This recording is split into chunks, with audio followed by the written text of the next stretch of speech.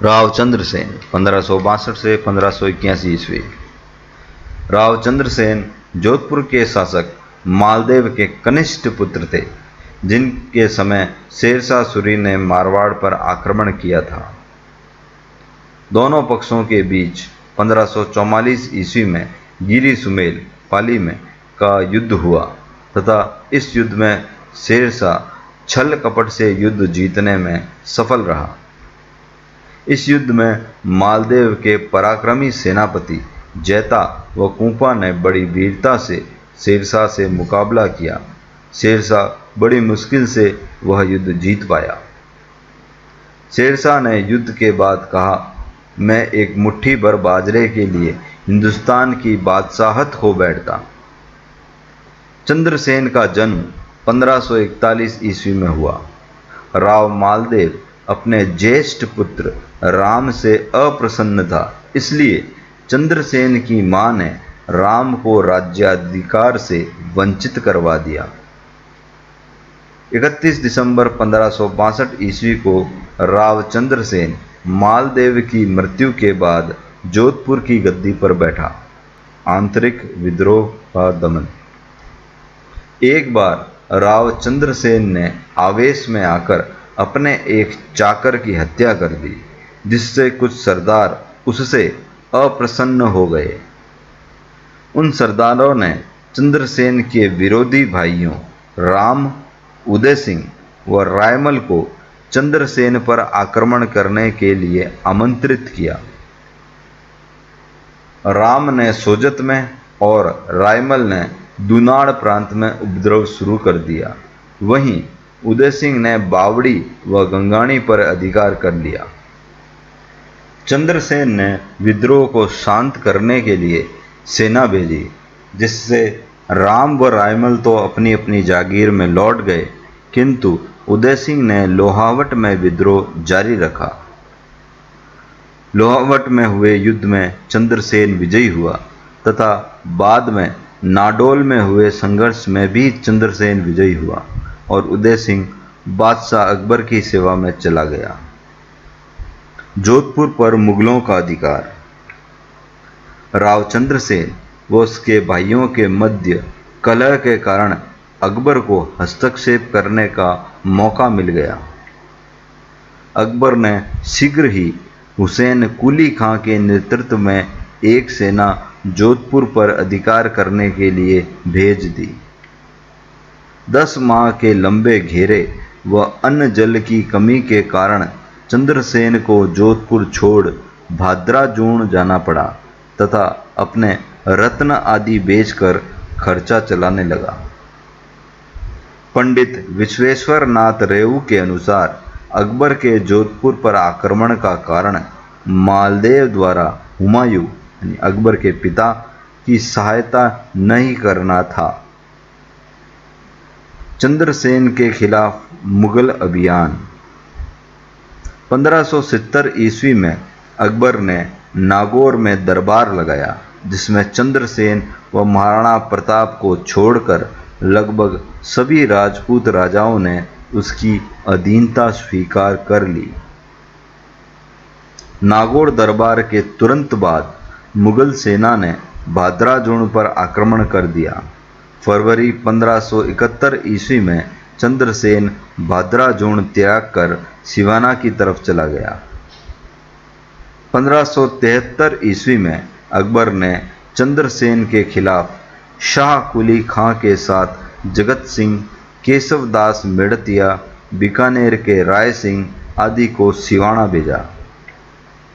चंद्रसेन ने किले की रक्षा का भार पत्ता राठौड़ को सौंपकर पहाड़ों में चला गया और वहीं से छापामार पद्धति से मुगल सेना पर आक्रमण करने लगा। तब राय सिंह द्वारा अकबर से अधिक सेना की मांग की।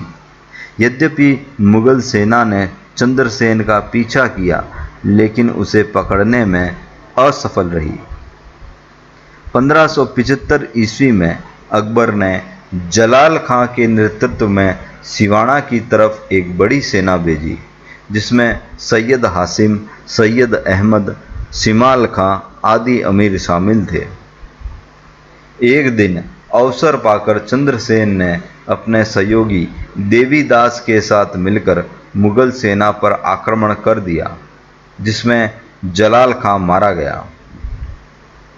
अब अकबर ने शाहबाज खां को भेजा, लेकिन खाद्य सामग्री समाप्त होने के कारण चंद्रसेन को किला छोड़ना पड़ा और 1575 ईस्वी में सिवाना पर मुगलों का अधिकार हो गया। इस अवसर का लाभ उठाकर जैसलमेर के रावत हरराय ने पोखरण पर आक्रमण कर दिया, जो कि चंद्रसेन का था।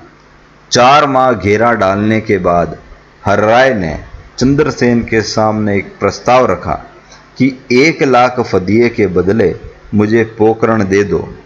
जोधपुर पर अधिकार होने के बाद 1 लाख फदिये मुझे देकर पोखरण मुझसे वापस ले लेना। अपनी आर्थिक स्थिति खराब होने के कारण चंद्रसेन ने पोखरण भाटियों को दे दिया। पोखरण भी हाथ से निकल जाने के बाद चंद्रसेन लगभग 1.5-2 वर्ष तक सिरोही, बांसवाड़ा और डूंगरपुर में घूमते रहने के बाद सरवाड़ के मुगल थाने को लूटकर अपने अधिकार में ले लिया। समाचार मिलने पर अकबर ने पायंद खां के नेतृत्व में सेना भेजी, लेकिन चंद्रसेन को हार कर पुनः पहाड़ों में शरण लेनी पड़ी। 7 जुलाई 1580 ईस्वी को चंद्रसेन ने सोजत पर हमला कर दिया और उस पर अधिकार कर लिया।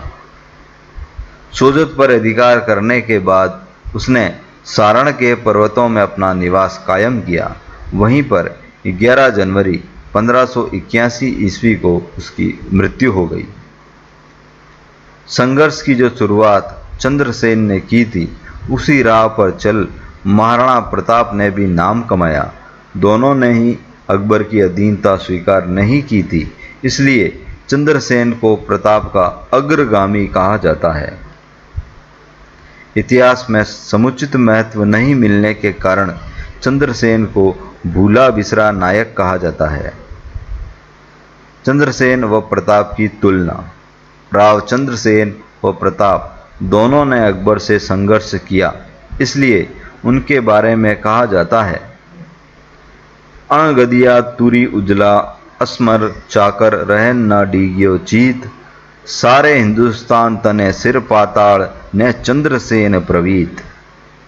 अर्थात उस समय सारे हिंदुस्तान में महाराणा प्रताप व चंद्रसेन यही 2 वीर ऐसे थे जिन्होंने न तो अकबर की अधीनता स्वीकार की, न अपने घोड़ों पर शाही दाग लगाने दिया, तथा जिनके शस्त्र हमेशा ही मुगल सम्राट के विरुद्ध चमकते रहे। चंद्रसेन व प्रताप दोनों को अपने भाई बंधुओं के विरोध का सामना करना पड़ा।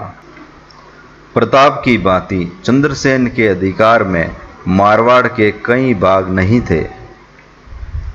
मेवाड़ के पांडलगढ़ व चित्तौड़ पर तो मारवाड़ के मेड़ता, नागौर, अजमेर आदि स्थानों पर मुगलों का अधिकार था।